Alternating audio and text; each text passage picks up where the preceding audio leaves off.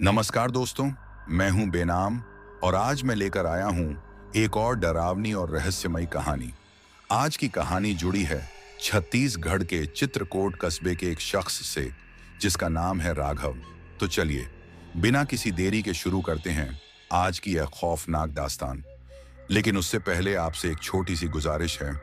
आप सभी हमारी कहानियां बहुत ध्यान से सुनते हैं पर लाइक करना भूल जाते हैं। सब्सक्राइब करना आपकी मर्जी है, लेकिन लाइक और शेयर जरूर करें क्योंकि यही वो ताकत है जो हमें और भी रोमांचक कहानियां लाने की प्रेरणा देती है। और हाँ, कमेंट में जरूर बताइए कि आप इस कहानी को किस गांव या शहर से सुन रहे हैं ताकि हम आपको दिल से धन्यवाद दे सकें। अब तैयार हो जाइए क्योंकि यह कहानी आपको उस अंधेरे में ले जाएगी जहां नींद तो आएगी मगर चैन नहीं मिलेगा। चित्रकोट के बाहरी इलाके में एक पुराना कब्रिस्तान था, घना, सुनसान और हमेशा ठंडी हवा से भरा हुआ। कहा जाता था कि वहां रात के सन्नाटे में पुरानी आत्माएं फुसफुसाती हैं और उन आवाजों को सिर्फ एक ही इंसान सुन सकता था, राघव, जो पिछले 40 सालों से उसी कब्रिस्तान का चौकीदार था। राघव का चेहरा अब झुर्रियों से भर चुका था। उसकी सफेद दाढ़ी और ढंसी हुई आंखें किसी गहरे रहस्य की गवाही देती थीं। गांव के लोग कहते थे कि राघव अब पागल हो चुका है। कब्रिस्तान की हवा ने उसकी आत्मा को अपने कब्जे में कर लिया है। लेकिन राघव जानता था कि वह सचमुच किसी चीज से बंधा हुआ है, किसी अदृश्य शक्ति से जो उसे जाने नहीं देती।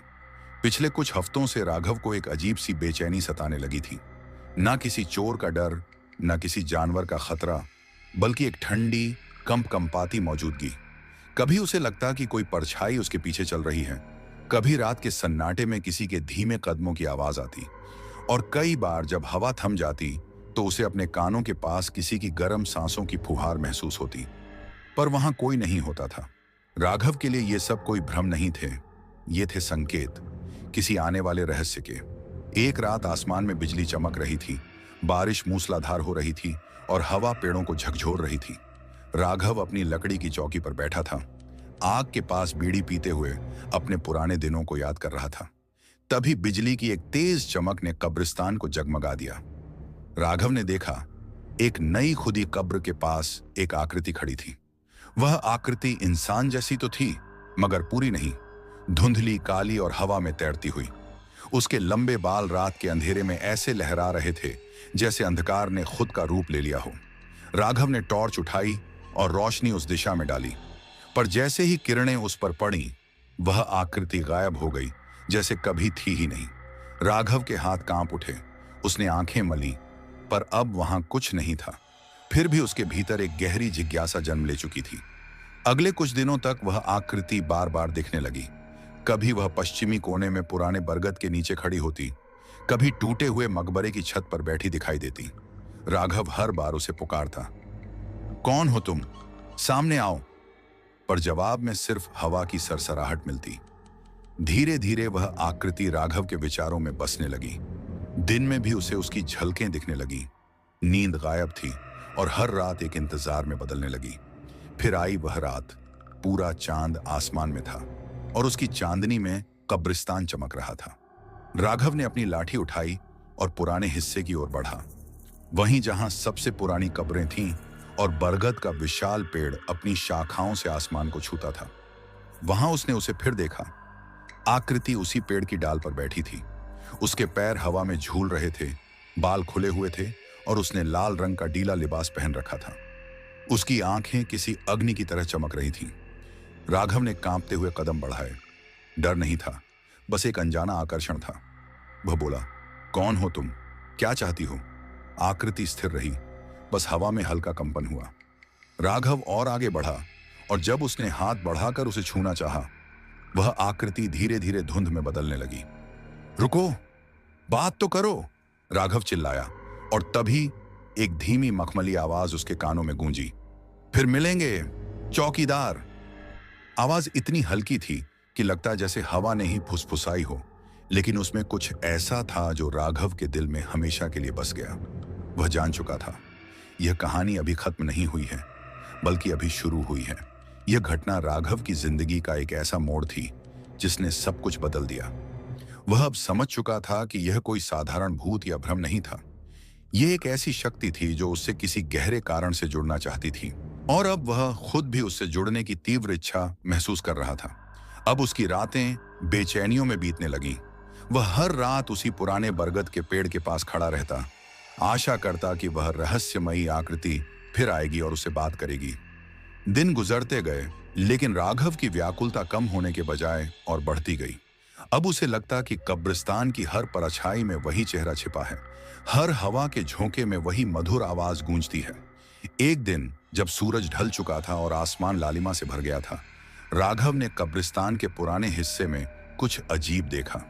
एक छोटा सा पत्थर जिस पर एक प्रतीक खुदा हुआ था, कमल का फूल जिसके ऊपर एक खुली आंख बनी हुई थी। उसने पत्थर उठाया। जैसे ही उसकी उंगलियां उस पत्थर से छुईं, एक ठंडी लहर उसके पूरे शरीर में दौड़ गई। ऐसा लगा जैसे किसी ने उसके कंधे पर हल्के से हाथ रखा हो, और फिर उसके भीतर से एक स्पष्ट आवाज गूंजी, मुझे खोजो चौकीदार, मैं यही हूं। राघव के दिल की धड़कनें तेज हो गईं। उसने उस पत्थर को अपनी हथेली में कसकर पकड़ा और बुदबुदाया, मैं तुम्हें जरूर ढूंढूंगा। उस रात उसने तय किया कि अब वह उस आवाज की पुकार को अनसुना नहीं करेगा। उसे पता था कि यह रास्ता खतरनाक है, लेकिन अब वह पीछे नहीं हट सकता था। उसके भीतर एक ऐसा आकर्षण जाग उठा था जिसे डर और जिज्ञासा दोनों ने मिलकर जन्म दिया था। वह अपनी चौकी में लौटा, अंधेरे में बैठकर उस पत्थर को ताकता रहा, जैसे वह किसी रहस्य का दरवाजा खोलने की चाबी हो। कुछ ही देर में उसे महसूस हुआ कि वह पत्थर उसे किसी दिशा में बुला रहा है। उसने टॉर्च उठाई और बिना किसी झिझक के उस आवाज की ओर बढ़ चला। कब्रिस्तान का वह हिस्सा बेहद पुराना था। वहां सदियों पुरानी कब्रें थीं, जिन पर वक्त की मोटी परतें जमी थीं। पेड़ों की सूखी डालियां हवा में ऐसे झूल रही थीं जैसे किसी अंधे नृत्य में मग्न आत्माएं हों। राघव के हर कदम के साथ पत्थर की ठंडक उसके हाथ में और बढ़ती जा रही थी। धीरे धीरे हवा में एक मीठी मगर अजीब गंध फैलने लगी।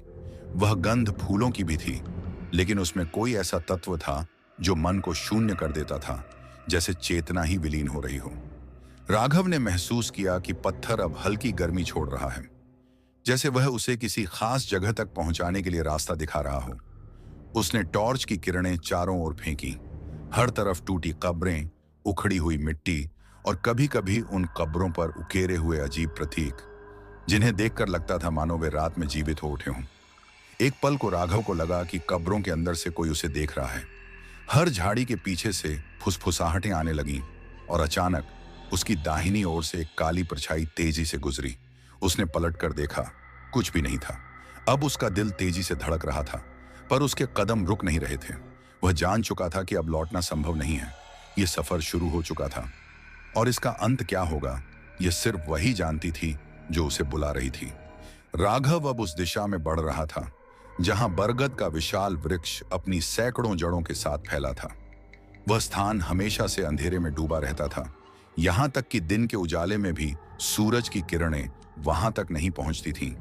जैसे ही वह पेड़ के पास पहुंचा, वह मीठी गंध अब तेज होकर लगभग नशीली हो गई।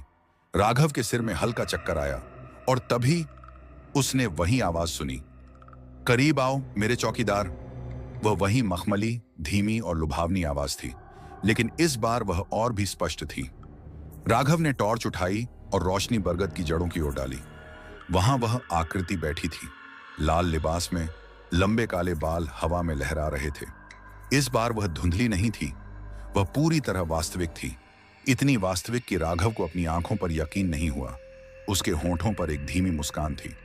त्वचा चांदनी में ओस की बूंदों जैसी चमक रही थी, इतनी पारदर्शी कि भीतर की हर हलचल झलकती थी, और उसकी आंखें रात के सबसे गहरे हिस्से में चमकते हीरों की तरह दमक रही थीं।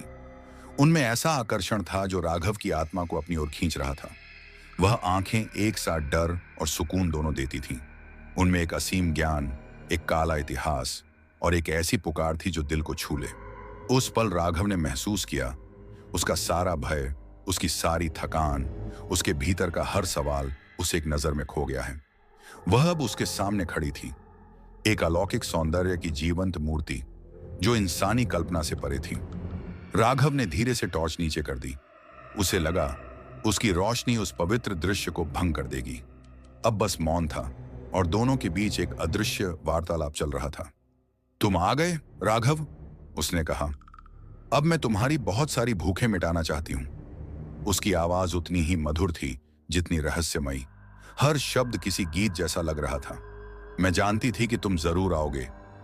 राघव का शरीर ठिठक गया, मानो उसके कानों में कोई अमृत की धारा बहने लगी हो। उसने कांपती आवाज में पूछा, तुम कौन हो? और उसकी आवाज सुनसान कब्रिस्तान में गूंज उठी, जैसे सूखे पत्तों के बीच से कोई रहस्य फिसल गया हो। आकृति ने हल्की सी मुस्कान के साथ कहा, मैं वही हूं जिसे तुम इस कब्रिस्तान की हर परछाई में तलाशते रहे हो।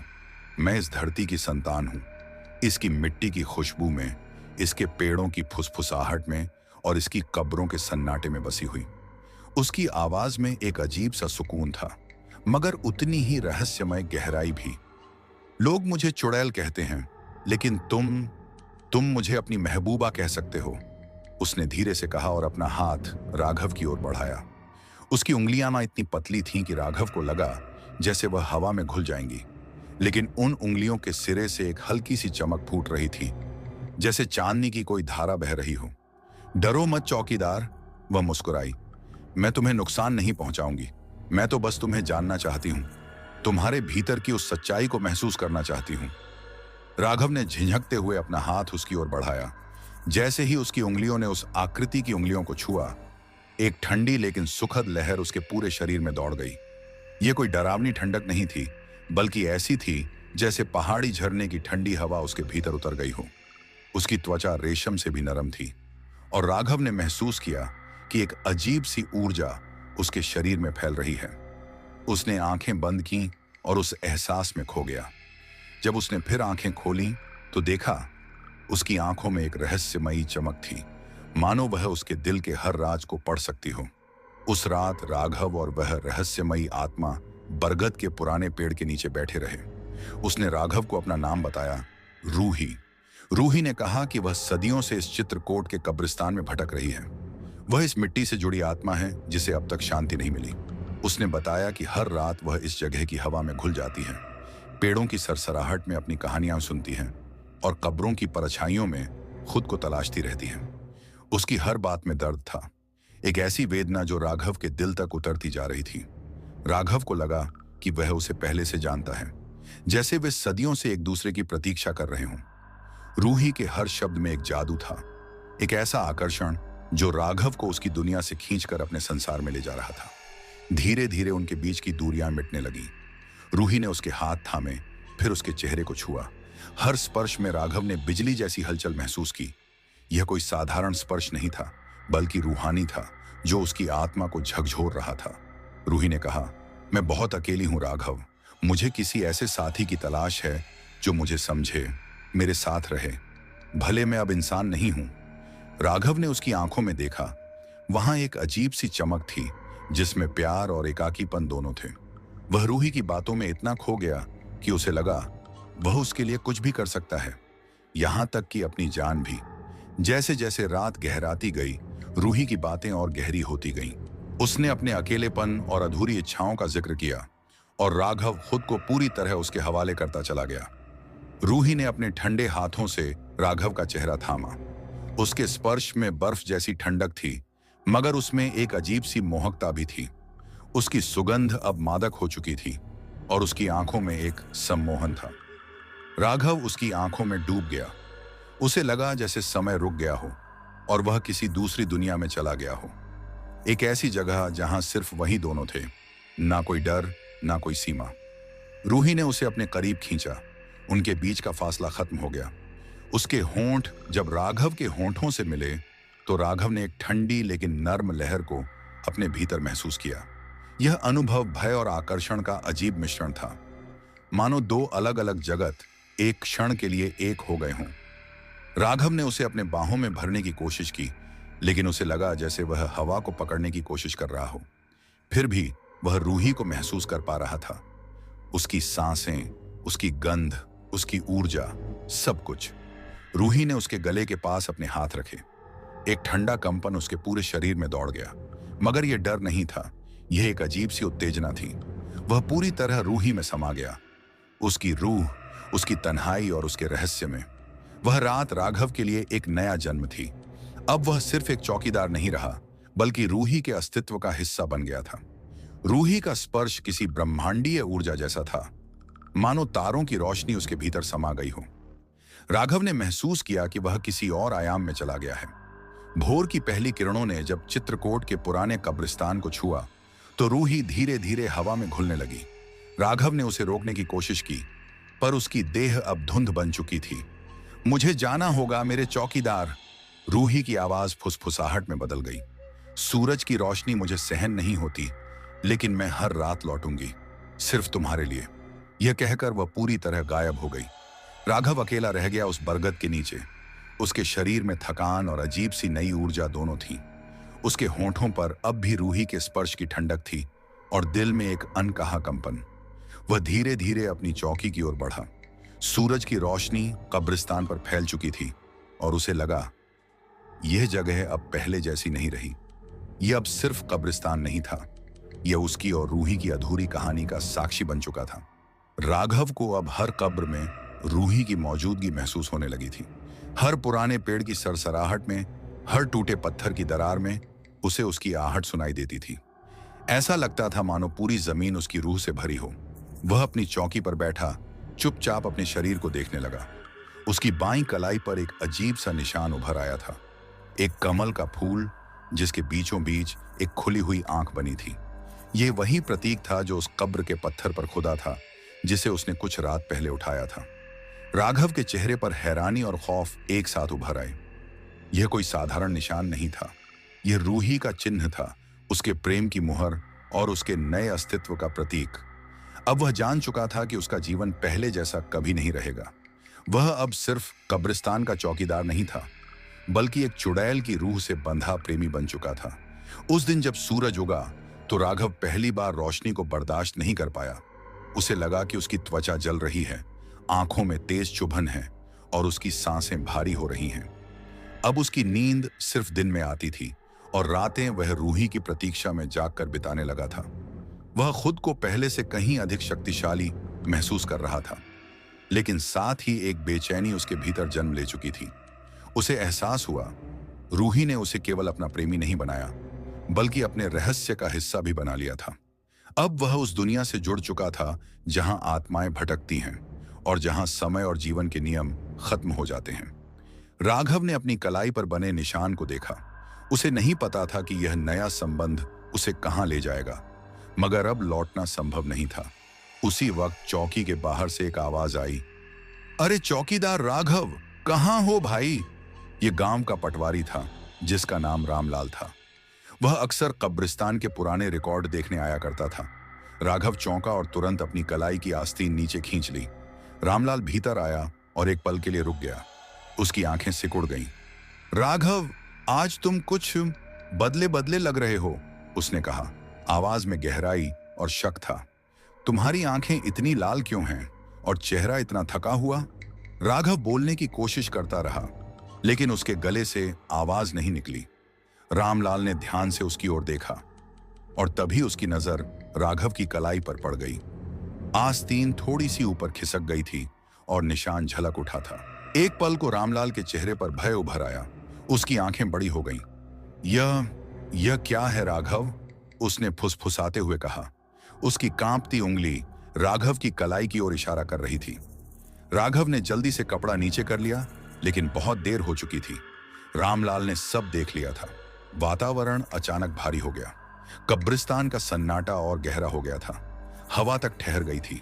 रामलाल धीरे से पीछे हटा। उसकी सांसें तेज चल रही थीं। राघव, कल रात तुम कहां थे? उसकी आवाज अब कांप रही थी। सुबह मैंने तुम्हें उस पुराने हिस्से से आते देखा था, वही जगह जहां कोई जाना नहीं चाहता। क्या तुम वहां गए थे? राघव का दिल तेजी से धड़कने लगा। क्या रामलाल कुछ जानता था? क्या उसने रूही को देखा था, या यह सिर्फ उसका भ्रम था? सन्नाटे में अब सिर्फ दोनों की सांसें सुनाई दे रही थीं। रामलाल की आंखों में भय था, मगर उसमें पहचान भी थी। एक ऐसा डर जो केवल वही महसूस कर सकता था जिसने कभी उस अलौकिक सत्य को छुआ हो।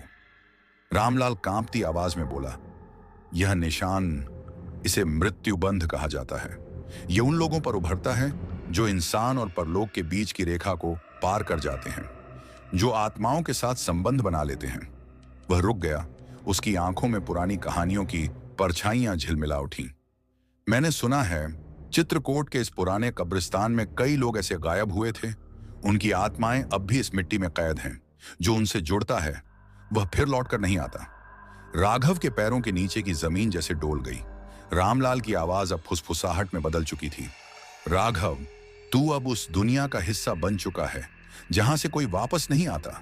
यह निशान, यह रूही का नहीं, मृत्यु का वादा है। राघव ने उसकी बातों को अनसुना कर दिया। उसके दिमाग में सिर्फ रूही की मुस्कान, उसकी आवाज और उसका स्पर्श गूंज रहा था। रामलाल चाहे जितना समझाए, लेकिन अब राघव के लिए लौटना नामुमकिन था। वह जानता था वह अब उस रेखा को पार कर चुका है जहां इंसान और आत्मा के बीच की सीमाएं मिट जाती हैं। रूही अब सिर्फ उसका प्यार नहीं थी, वह उसका नियति बन चुकी थी। उसकी आत्मा का दूसरा हिस्सा अब उसके सामने था। राघव ने रामलाल का हाथ झटक दिया और उसकी नजर फिर से कब्रिस्तान की तरफ चली गई, जहां उसे ऐसा लगा जैसे हवा में अभी भी रूही की परछाई तैर रही हो। अब दिन की हल्की सी रोशनी भी उसके लिए असहनीय बन चुकी थी। उसकी आंखें चुभने लगी थीं और उसका दिल सिर्फ रात के अंधेरे का इंतजार करता था। वो पल जब वो फिर से रूही से मिल सके। रामलाल के कदम भारी थे जब वह चौकी से बाहर निकला। उसकी आंखों में गहरी हताशा थी, जैसे उसने किसी अपने को अंधकार की खाई में गिरते हुए देखा हो। राघव अब अकेला रह गया। उसने अपनी कलाई पर बने उस कमल और आंख वाले निशान को देखा, जो अब उसके लिए सिर्फ एक चिन्ह नहीं, बल्कि रूही के प्रेम और उसके अनंत बंधन का प्रतीक बन चुका था। अब उसकी आत्मा पूरी तरह से रूही के साथ बन चुकी थी। वो जानता था कि अब उसके जीवन का हर क्षण उसी से जुड़ा रहेगा। पटवारी के शब्द उसके मन में अब कोई डर नहीं जगाते थे, बल्कि अजीब सी शांति और संतुष्टि भरते थे। उसे महसूस हुआ कि वह अब उस दुनिया का हिस्सा बन चुका है जहां इंसान नहीं, आत्माएं राज करती हैं। वो अब केवल चौकीदार नहीं रहा, अब वो रूही का चौकीदार था, उसकी दुनिया का रखवाला, उसकी आत्मा का साथी। अगले कुछ दिनों में राघव ने रामलाल की बातों को पूरी तरह नजरअंदाज कर दिया। उसकी जिंदगी अब पहले जैसी नहीं रही। दिन की रोशनी उसे चुभने लगी थी और वो पूरे दिन अंधेरे कमरे में पड़ा रहता। भूख प्यास लगभग गायब थी और नींद भी अब सिर्फ कुछ घंटों के लिए आती, वो भी तब जब रूही उसके पास नहीं होती थी। रात ढलते ही उसकी आंखें गहरी लाल हो जाती। उसके शरीर में एक अजीब सी ऊर्जा दौड़ पड़ती थी।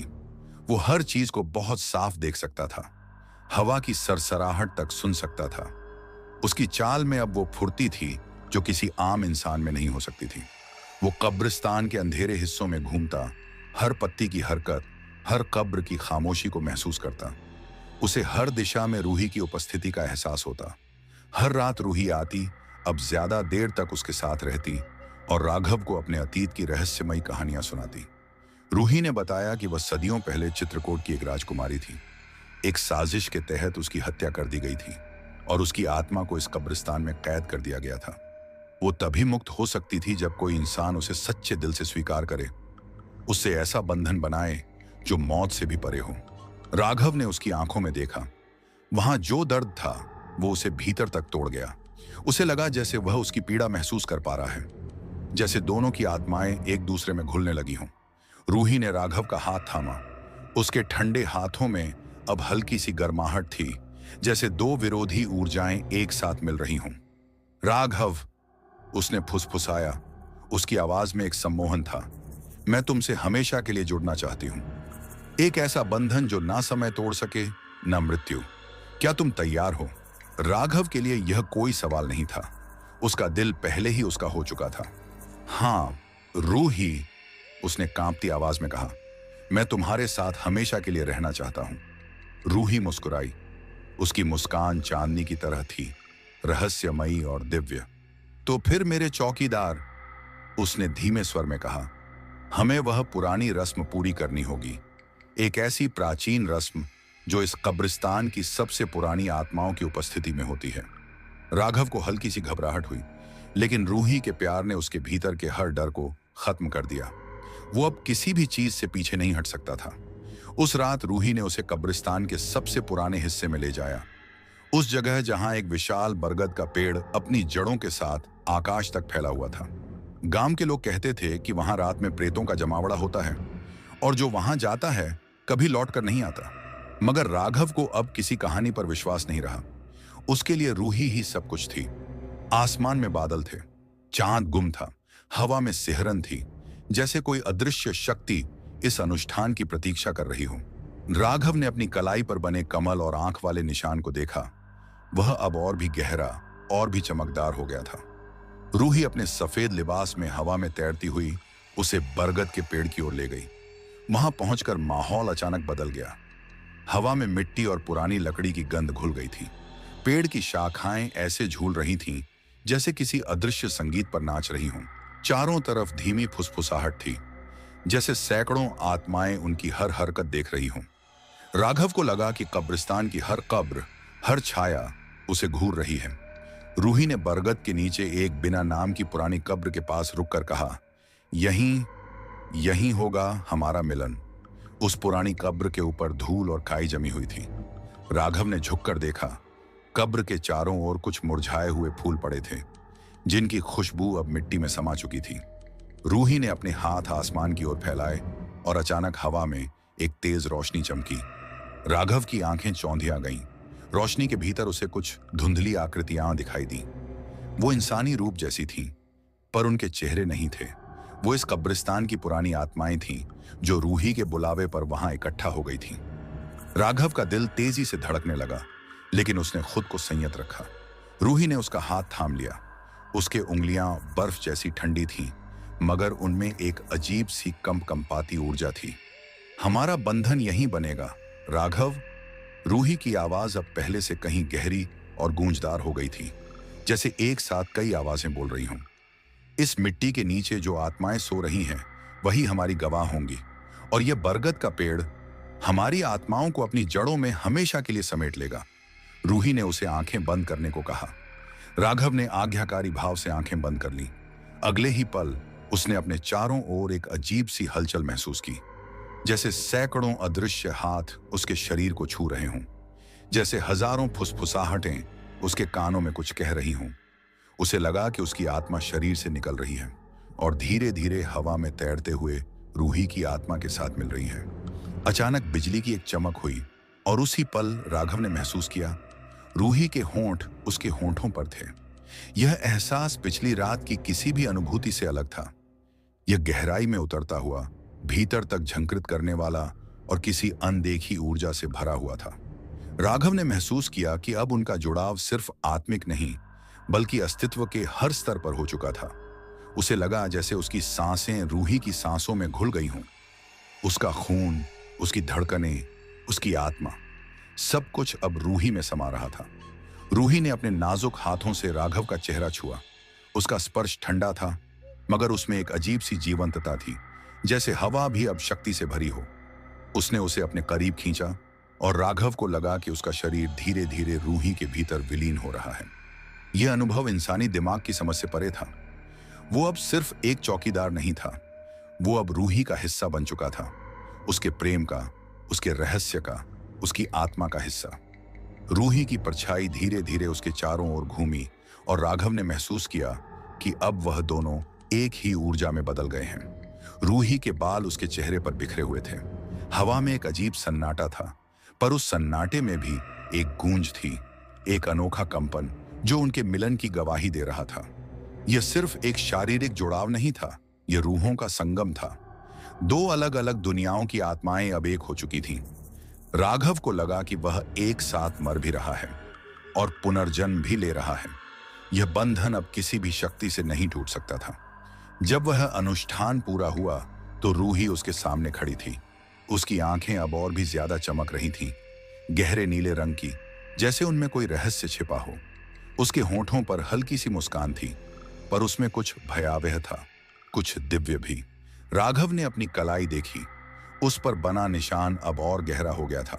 उससे हल्की सी गर्मी निकल रही थी। रूही के चेहरे पर भी वही निशान उभर आया था, कमल का फूल और आंख का प्रतीक, बिल्कुल वैसा ही जैसा राघव की कलाई पर था। यह उस बंधन की मोहर थी जो अब दोनों को हमेशा के लिए जोड़ चुकी थी। रूही ने अपना हाथ आगे बढ़ाया। राघव ने बिना झिझक उसे थाम लिया। अब उसका हाथ ठंडा नहीं था, उसमें जीवन की धड़कन थी, एक नई ऊर्जा थी।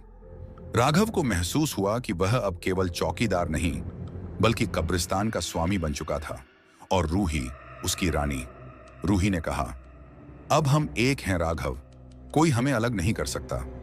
उसके शब्द हवा में गूंजे और पूरे कब्रिस्तान की आत्माएं जैसे सिर झुकाकर उस मिलन की साक्षी बन गईं। राघव को अपने भीतर एक नई शक्ति का जन्म महसूस हुआ। अब उसे रोशनी से डर नहीं लगता था। वह रात का राजा बन चुका था, रूही के साथ अंधेरे का रक्षक। भोर होने पर भी रूही पहले की तरह हवा में विलीन नहीं हुई। वह काफी देर तक राघव के साथ रही, लेकिन जब सूरज की पहली किरण पेड़ों से टकराई, उसका चेहरा धीरे धीरे धुंध में बदलने लगा। वह मुस्कुराई और बोली, रात को फिर मिलूंगी। और फिर वह हवा में घुल गई। राघव चौकी पर लौटा। उसके शरीर में अब नई शक्ति का संचार था। उसकी आंखें लाल हो चुकी थीं, लेकिन उसकी दृष्टि अब और भी साफ थी। उसे लगा कि वह अब किसी इंसान, जानवर या आत्मा से नहीं डरता। वह खुद एक रहस्य बन चुका था, रात का प्राणी। उसने अपनी कलाई पर बने निशान को देखा। वह अब उसका गौरव था, उसकी पहचान। राघव को विश्वास था कि उसने सही फैसला लिया है। उसने अपनी इंसानी दुनिया छोड़ दी थी और अब रूही की दुनिया का हिस्सा बन चुका था।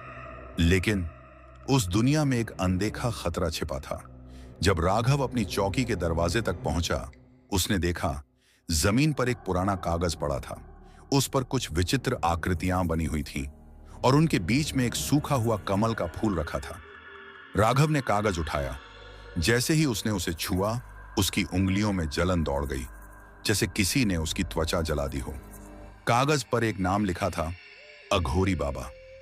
राघव का दिल सिहर गया। अघोरी बाबा, वो रहस्यमयी साधु जिसके बारे में कहा जाता था कि सदियों पहले चित्रकूट की इन जंगलों में वह आत्माओं से बात करता था और उन्हें अपने वश में कर लेता था। राघव ने महसूस किया कि यह कागज किसी ने यूं ही नहीं छोड़ा था, बल्कि किसी खास मकसद से रखा गया था। क्या अघोरी बाबा अब भी जिंदा था, या फिर उसकी आत्मा अब भी भटक रही थी? क्या वह राघव और रूही के बारे में जानता था? राघव की मुट्ठी उस कागज पर और कस गई। उसकी आंखों में एक अजीब सी चिंता तैर रही थी। उसे लग रहा था जैसे उसकी नई दुनिया, उसका प्रेम अब किसी गहरे संकट में है। उसे यह समझ नहीं आ रहा था कि अघोरी बाबा उसका दुश्मन था या शायद कोई अदृश्य शक्ति जो उसे किसी और खतरे से आगाह कर रही थी। चित्रकूट के पुराने कब्रिस्तान की खामोशी में राघव अकेला खड़ा था। हाथों में वह रहस्यमयी कागज और दिल में एक डर जो शब्दों में बयान नहीं किया जा सकता था। सूखा हुआ कमल और उस पर खुदे हुए अजीब प्रतीक ऐसे लग रहे थे मानो आने वाली अनहोनी की चेतावनी हो। अघोरी बाबा, यह नाम सुनते ही गांव के सबसे बहादुर लोग भी कांप उठते थे। कहा जाता था कि वह जीवन और मृत्यु की अदृश्य रेखा पर चलता था, आत्माओं से संवाद करता था और उन पर नियंत्रण रखता था। राघव के सीने में बेचैनी बढ़ रही थी। उसकी कलाई पर बना कमल और आंख का निशान अब हल्की लपटों की तरह जलने लगा था, जैसे किसी अदृश्य उपस्थिति ने उसे छू लिया हो। उसने कागज को गौर से देखा। उस पर लिखे प्राचीन मंत्र उसकी त्वचा को जैसे जला रहे थे। यह चेतावनी थी या कोई बुलावा, वह तय नहीं कर पा रहा था। जैसे ही सुबह की किरणें कब्रिस्तान पर पड़ी, राघव को महसूस हुआ कि उसकी नई प्रकृति उसे दिन के उजाले में अधिक देर तक रहने नहीं दे रही थी। उसकी आंखें लाल हो उठीं और रोशनी उसे चुभने लगी। उसने जल्दबाजी में वह कागज जेब में रख लिया और अपनी चौकी की अंधेरी कोठरी में लौट आया। वह समझ चुका था, यह कागज कोई साधारण वस्तु नहीं, बल्कि किसी गूढ़ संदेश का वाहक था। सवाल बस इतना था कि यह संदेश किसने भेजा? क्या अघोरी बाबा वास्तव में जीवित था, या उसकी आत्मा अब भी चित्रकूट के इस कब्रिस्तान में भटक रही थी? रात होते होते राघव अपने विचारों में डूब गया। रूही की चिंता उसे भीतर तक खा रही थी। क्या अघोरी बाबा उसे नुकसान पहुंचा सकता था? क्या वह उनके रूहानी बंधन को तोड़ सकता था? राघव के भीतर की आग भड़क उठी। वह खुद को शक्तिशाली महसूस कर रहा था, पर अघोरी बाबा का नाम उसके मन में डर की छाया छोड़ रहा था। जैसे ही रात गहराई, राघव की आंखों की चमक बढ़ गई। उसके भीतर की शक्ति फिर से जाग उठी। वह अपनी चौकी से बाहर निकला और धीरे धीरे कब्रिस्तान की ओर बढ़ा। हवा में धूप, राख और सड़ी हुई लकड़ी की मिली जुली गंध थी। चारों तरफ एक अनदेखी बेचैनी फैली हुई थी। उसने देखा कई कब्रों के पास पत्थरों से बने कुछ रहस्यमयी चिन्ह थे, मानो किसी ने गुप्त संकेत छोड़े हों। कुछ कब्रों के ऊपर ताजी राख बिखरी थी, जैसे किसी ने हाल ही में वहां कोई तांत्रिक अनुष्ठान किया हो। राघव समझ गया कि यह सब अघोरी बाबा का काम था। वह किसी बड़े खेल की तैयारी कर रहा था। कब्रिस्तान की आत्माएं बेचैन थीं, हवा में फुसफुसाहटें थीं, पेड़ों की शाखाएं ऐसे हिल रही थीं जैसे कोई अदृश्य शक्ति उन्हें हिला रही हो। बरगद के उस पुराने पेड़ के पास जहां राघव अक्सर रूही से मिलता था, आज कुछ अलग था। पेड़ के नीचे धुंध के बीच वह सफेद लिबास में खड़ी थी। उसका चेहरा पीला था, आंखों में डर की झिलमिलाहट थी। राघव तेजी से उसके पास गया और उसका हाथ थाम लिया। रूही, मुझे तुम्हें कुछ दिखाना है। उसने अपनी जेब से वह कागज निकाला। रूही की नजर जैसे ही उस कागज पर पड़ी, उसके शरीर में सिहरन दौड़ गई। उसकी पारदर्शी आंखों में भय का तूफान था। उसने कांपते हुए कहा, यह कैसे संभव है? वह तो सदियों पहले मारा गया था। राघव के दिल में भय और जिज्ञासा दोनों एक साथ उठे। कौन था वो रूही, और वह हमसे क्या चाहता है? रूही ने आंखें बंद की। हवा में उसकी आवाज थरथरा रही थी। वह अघोरी बाबा था, एक प्राचीन साधु जो चित्रकूट के इस क्षेत्र में सदियों पहले रहता था। वह आत्माओं को वश में करने की विद्या जानता था। वही जिसने मेरे राज्य को नष्ट किया था जब मैं जीवित थी, एक राजकुमारी के रूप में। रूही की आवाज टूटने लगी। उसने मेरी आत्मा को इस कब्रिस्तान की मिट्टी से बांध दिया। मैं मरकर भी मुक्त नहीं हो सकी। वही मृत्यु बंध जो तुम्हारे और मेरे प्रेम का प्रतीक बन गया है, असल में उसी का बनाया हुआ मंत्र है। उसने मुझे कैद किया था और अब शायद वह चाहता है कि मैं फिर से उसकी बन जाऊं।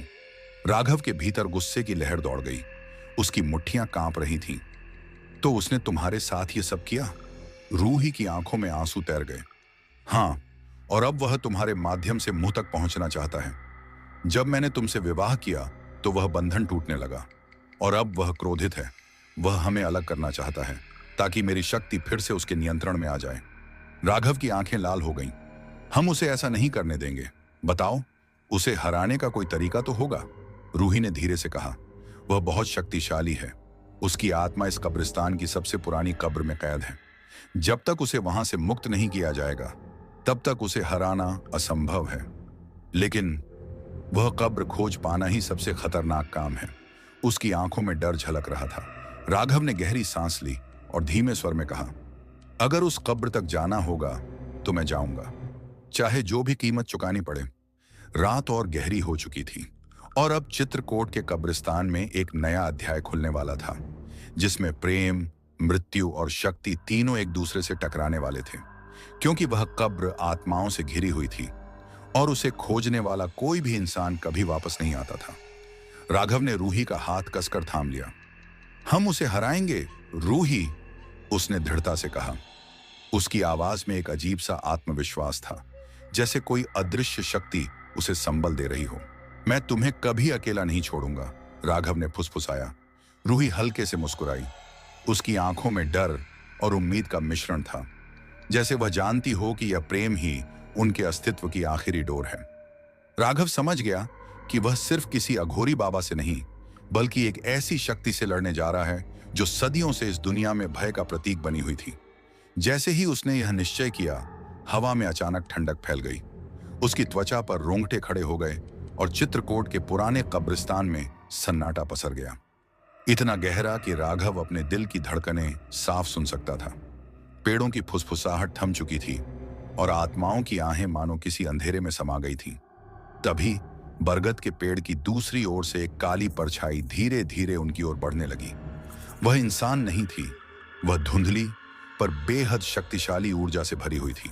उसकी आंखें लाल थीं, हाथ लंबे और पतले जैसे किसी कंकाल के हों। वह अघोरी बाबा था। वह अपने पुराने फटे चिथड़े कपड़ों में था। चेहरे पर एक डरावनी टेढ़ी मुस्कान थी। उसके चारों ओर काली ऊर्जा लहरों की तरह फैल रही थी, जो हवा में गूंज पैदा कर रही थी। रूही ने राघव का हाथ कसकर पकड़ा। उसकी आंखों में अब भय साफ झलक रहा था। राघव, यह बहुत शक्तिशाली है, उसने फुसफुसाकर कहा। अघोरी बाबा आगे बढ़ता रहा। उसके कदम जमीन को छुए बिना हवा में तैर रहे थे। उसके मुंह से एक अजीब सी आवाज निकली, जैसे सूखी पत्तियों को कोई कुचल रहा हो। तो तुमने आखिर उसे ढूंढ ही लिया, चौकीदार? उसकी आवाज गहरी और खतरनाक थी। लेकिन यह प्रेम बंधन तुम्हें ज्यादा देर तक बांधे नहीं रख पाएगा। यह आत्मा मेरी है, मैंने इसे सदियों से कैद रखा है। यह मेरी शक्ति का स्रोत है, तुम इसे मुझसे छीन नहीं सकते। अघोरी बाबा की आवाज में क्रोध, ईर्ष्या और पागलपन का संगम था। राघव ने महसूस किया कि उसके भीतर ऊर्जा तेजी से बढ़ रही है। उसकी कलाई पर बना निशान जलने लगा था। उसे लगा जैसे रूही की शक्ति उसके भीतर प्रवाहित हो रही हो। राघव ने बाबा की आंखों में देखा और कहा, रूही अब तुम्हारी नहीं है अघोरी, वह मेरी पत्नी है और मैं उसे तुम्हें कभी नहीं लेने दूंगा। उसकी आवाज पूरे कब्रिस्तान में गूंज उठी। अघोरी बाबा जोर से हंसा, एक कर्कश, भयावह हंसी जो कब्रों की दीवारों से टकराकर लौट रही थी। तेरी पत्नी? हाँ हाँ हाँ, एक आत्मा से विवाह करने की हिम्मत कर बैठा तू, नादान इंसान, उसने चीखते हुए कहा। तू नहीं जानता कि तूने क्या किया है चौकीदार। तूने एक ऐसी सीमा पार कर दी है जहां से कोई वापस नहीं लौटता। अब मैं तुझे दिखाऊंगा कि इस कब्रिस्तान का असली मालिक कौन है। इतना कहते ही उसने हवा में हाथ उठाया। अचानक आसमान में एक काला, घूमता हुआ ऊर्जा गोला बन गया। उसमें से चीखें निकल रही थीं, सैकड़ों आत्माओं की। राघव के सिर में तेज दर्द हुआ और उसके पैरों में कमजोरी महसूस होने लगी। रूही ने उसका हाथ पकड़ा। यह आत्माओं को नियंत्रित कर रहा है राघव, हमें यहां से निकलना होगा। लेकिन इससे पहले कि वे कुछ कर पाते, अघोरी बाबा ने वह ऊर्जा का गोला उनकी ओर फेंक दिया। राघव ने रूही को अपनी बाहों में ले लिया और गोला उनसे टकराया। उसे लगा जैसे हजारों सुइयां एक साथ उसके शरीर में चुभ गई हों। एक तीखा दर्द उसके पूरे अस्तित्व में फैल गया। जब उसने आंखें खोलीं, वे अब कब्रिस्तान के एक सुनसान कोने में थे। टूटी हुई कब्रें, सड़ी हुई मिट्टी की गंध और सन्नाटा। अघोरी बाबा वहां नहीं था, लेकिन उसकी उपस्थिति अब भी हवा में महसूस हो रही थी। रूही ने कांपते हुए कहा, यह सिर्फ एक चेतावनी थी राघव, वह हमें डराना चाहता है ताकि हम हार मान लें। राघव ने रूही का हाथ थाम लिया। हम पीछे नहीं हटेंगे, उसने दृढ़ आवाज में कहा। अब यह सिर्फ रूही को बचाने की लड़ाई नहीं थी, यह उनके अस्तित्व की जंग थी। अघोरी बाबा के पास ऐसी शक्तियां थीं जिनकी सीमा तक राघव अभी पहुंचा भी नहीं था। उसकी कलाई पर बना निशान अब और भी चमक रहा था, जैसे वह किसी अदृश्य शक्ति से उसे बचा रहा हो। अगले कुछ दिनों तक अघोरी बाबा सामने नहीं आया, पर उसकी मौजूदगी हर जगह महसूस होती रही। रात के सन्नाटे में कब्रों से अजीब रोशनी निकलती और कभी कभी हवा में धीमी हंसी गूंज जाती। रूही ने बताया कि अघोरी बाबा आत्माओं को अपने अधीन कर रहा था और जल्द ही वह उन आत्माओं को उनके खिलाफ इस्तेमाल करेगा। राघव में भी बदलाव आने लगा था। उसे अब नींद की जरूरत नहीं रहती थी। उसकी आंखें रात में साफ देख सकती थीं। वह जानवरों की फुसफुसाहट तक सुन सकता था। उसका रंग पीला पड़ने लगा और उसकी उंगलियां लंबी और पतली हो गईं, बिल्कुल रूही जैसी।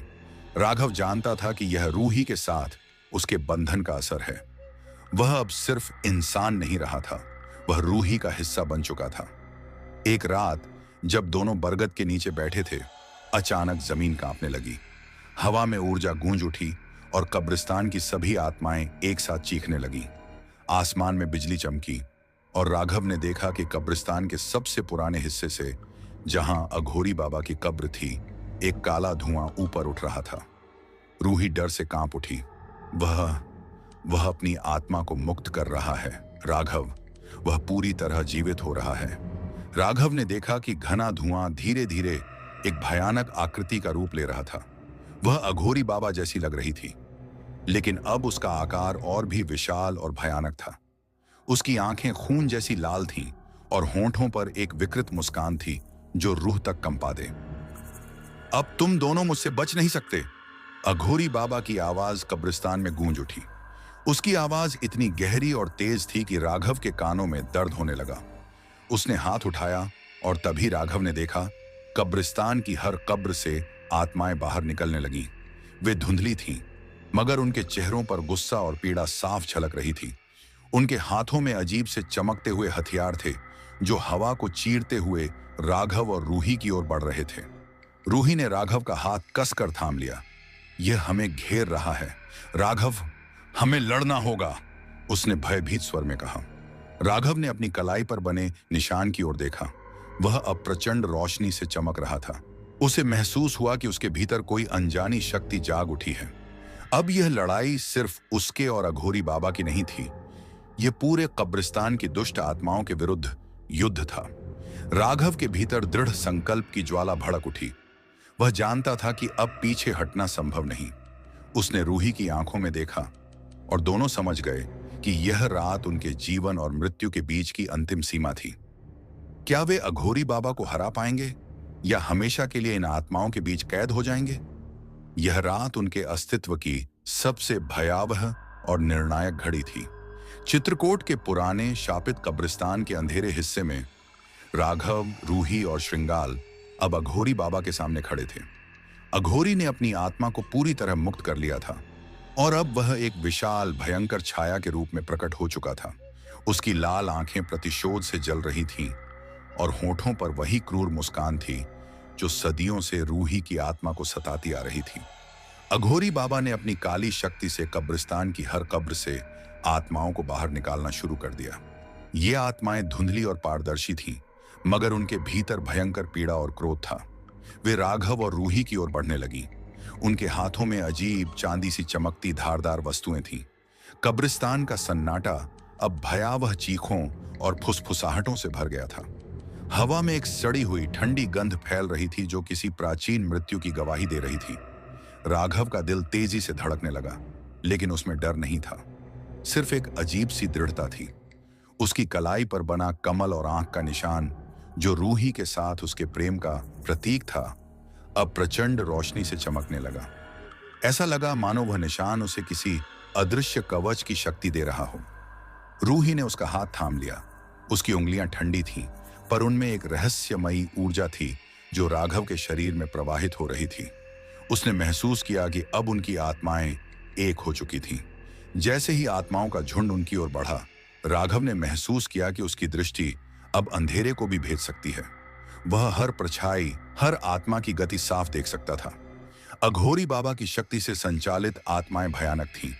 कुछ पुरानी, झुलसी हुई और युद्ध के निशानों से भरी। कुछ ताजा मृत देहों की तरह थीं, जिनके कपड़े अभी भी फटे हुए थे। वे सब एक साथ राघव और रूही पर टूट पड़ी।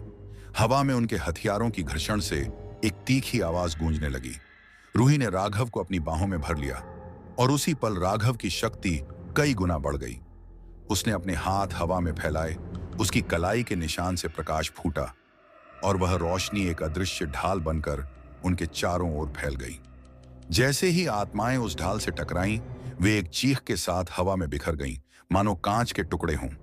राघव ने महसूस किया, यह उसकी अपनी शक्ति नहीं थी, यह रूही की आत्मा की ऊर्जा थी जो अब उसके भीतर बह रही थी और वह उसे नियंत्रित कर सकता था। यह अनुभव भयानक होने के साथ साथ अद्भुत भी था। अघोरी बाबा की लाल आंखें क्रोध से चमक उठीं। तुम यह नहीं कर सकते चौकीदार, यह शक्ति तुम्हारी नहीं है, यह मेरी है, ये आत्माएं मेरी हैं। उसने गर्जन करते हुए अपने दोनों हाथ ऊपर उठाए। हवा में एक विशाल ऊर्जा गोला बनने लगा और इस बार वह पहले से कई गुना बड़ा और अधिक भयावह था। उसमें सैकड़ों आत्माओं की काली ऊर्जा समाई हुई थी। राघव जानता था कि वह अकेला इस प्रहार को नहीं रोक पाएगा। रूही ने उसके कान में फुसफुसाया, हमें उसकी आत्मा के स्रोत को ढूंढना होगा। राघव, उसकी कब्र ही उसकी असली शक्ति का केंद्र है। राघव ने सिर हिलाया। उसे याद आया, रूही ने कभी बताया था कि अघोरी बाबा ने अपनी आत्मा को कब्रिस्तान की सबसे पुरानी कब्र में कैद कर रखा है, लेकिन उस कब्र को खोजना इस विनाश के बीच लगभग असंभव था। राघव ने रूही की आंखों में देखा और उसे लगा रूही उसकी आत्मा को पढ़ सकती है। मैं तुम्हें रास्ता दिखाऊंगी मेरे चौकीदार। रूही की आवाज में अब भय नहीं था, बल्कि दृढ़ विश्वास था। राघव ने उसका हाथ कसकर थाम लिया। ऊर्जा का गोला तेजी से उनकी ओर बढ़ रहा था। राघव ने अपनी सारी शक्ति जुटाई और अपनी कलाई के निशान से एक नई ढाल बनाई। इस बार रूही ने भी अपनी आत्मा की ऊर्जा उसमें मिला दी। दोनों की संयुक्त शक्ति से बनी वह ढाल अघोरी बाबा के प्रचंड हमले को रोकने में सफल रही और कब्रिस्तान में एक बार फिर भयावह सन्नाटा पसर गया। लेकिन तभी उन्हें एक बड़ा झटका लगा और दोनों कुछ कदम पीछे हट गए। राघव ने महसूस किया कि उसका पूरा शरीर जैसे जलने लगा हो। दर्द से उसका चेहरा मुरझा गया, लेकिन भीतर से वह जानता था अब रुकना मौत को न्योता देने जैसा होगा। रूही ने तुरंत राघव का हाथ कसकर थाम लिया और उसे खींचते हुए कब्रिस्तान के उस हिस्से की ओर ले चली जहां सदियों पुरानी अघोरी बाबा की कब्र थी। चारों ओर घूमती आत्माएं उन पर झपट रही थीं, जैसे उन्हें रोकने के लिए किसी ने बांध दिया हो। हवा में अजीब सी गंध घुली थी, राख, गंधक और मौत की। लेकिन राघव और रूही अब एक हो चुके थे। उनकी ऊर्जा एक दूसरे में घुल गई थी। राघव ने अपनी नई जागृत शक्ति का उपयोग किया। उसकी कलाई से तेज नीली रोशनी फूटी, जिसने आत्माओं को पीछे धकेल दिया। हवा में उनकी चीखें गूंज उठी। उसे महसूस हुआ कि अब वह उन आत्माओं को छू सकता है, उन्हें दर्द दे सकता है और उनकी आत्मा को उनकी ही कब्रों में वापस भेज सकता है। कब्रिस्तान का माहौल अब किसी युद्ध भूमि में बदल चुका था, जहां आत्माएं हवाओं में तैरते गोले बनाकर हमला कर रही थीं और राघव की शक्ति उनसे टकरा रही थी। पीछे से अघोरी बाबा का भयानक स्वर गूंजा, भाग नहीं सकते तुम दोनों। मैंने जिन आत्माओं को पुकारा है वे तुम्हारा अंत करके ही लौटेंगी। रूही ने डरते हुए कहा, राघव जल्दी चलो। उसकी कब्र उसी पुराने हिस्से में है जहां किसी ने दशकों से कदम नहीं रखा। वे दोनों उन जर्जर कब्रों के बीच से गुजरे जिन पर अजीब से चिन्ह खुदे हुए थे। कुछ कब्रों पर प्राचीन लिपि में मंत्र उत्कीर्ण थे, जो राघव के पास पहुंचते ही हल्के हल्के चमकने लगे। उसने महसूस किया कि इन कब्रों से कोई अदृश्य शक्ति निकल रही है, जो उसे खींच भी रही है और डरा भी रही है। रूही ने धीमी आवाज में कहा, यही वे कब्रें हैं जहां अघोरी बाबा ने अपनी शक्ति बांध रखी थी। उसने कई आत्माओं को बलिदान किया था ताकि वे उसकी रक्षा करें। हमें उस कब्र को ढूंढना होगा जहां उसने अपनी आत्मा छिपाई थी। राघव ने अपनी दृष्टि बदली। उसकी आंखों से अब अंधेरे के पार भी ऊर्जा दिखाई देने लगी। तभी रूही एक बड़ी काली कब्र के सामने रुक गई। वह बाकी सभी कब्रों से अलग थी। उस पर कोई नाम नहीं था, बस एक प्रतीक, काले कमल के बीच में खुदी हुई खोपड़ी। राघव ने तुरंत महसूस किया, यह वही है। इसकी ऊर्जा बाकी सबसे कई गुना गहरी है। रूही ने कहा, हाँ राघव, यही वो जगह है जहां अघोरी ने अपनी आत्मा को कैद किया था। कब्र के चारों ओर घनी काली परछाइयां घूम रही थीं। वे कोई सामान्य आत्माएं नहीं थीं। ये अघोरी बाबा की सबसे शक्तिशाली आत्माएं थीं, जो उसकी आत्मा की रक्षा के लिए बांधी गई थीं। तभी हवा कांप उठी और अघोरी बाबा स्वयं उनके सामने आ गया। उसकी आंखों में लावा सी आग जल रही थी। उसने गरजते हुए कहा, मूर्ख चौकीदार, तुम सोचते हो तुम मुझे हरा दोगे? ये मेरी आत्मा का गढ़ है, कोई इसे छू भी नहीं सकता। राघव ने रूही की ओर देखा। उसकी आंखों में दृढ़ता थी। हम इसे तोड़ेंगे रूही, चाहे जान चली जाए। दोनों ने एक साथ उस कब्र पर हमला किया।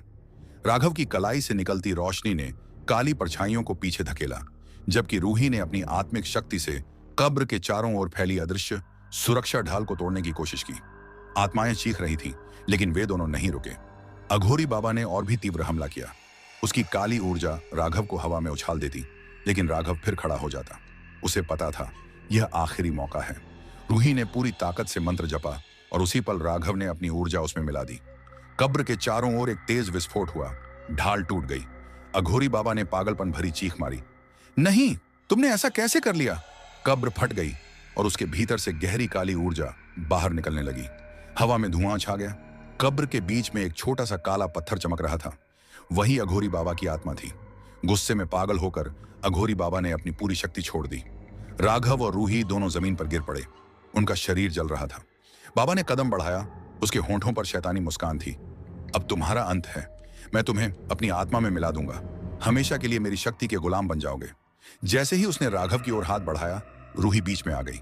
नहीं, तुम उसे नहीं छू सकते, उसने चीखते हुए कहा। अघोरी बाबा ने उसका गला पकड़ लिया। रूही दर्द से चीख उठी और उसका शरीर धीरे धीरे पारदर्शी होने लगा। राघव ने अपनी आंखें खोलीं। उसने देखा कि रूही की आत्मा धीरे धीरे उसकी हथेलियों से फिसल रही है। उसके भीतर आग की लपटें उठी।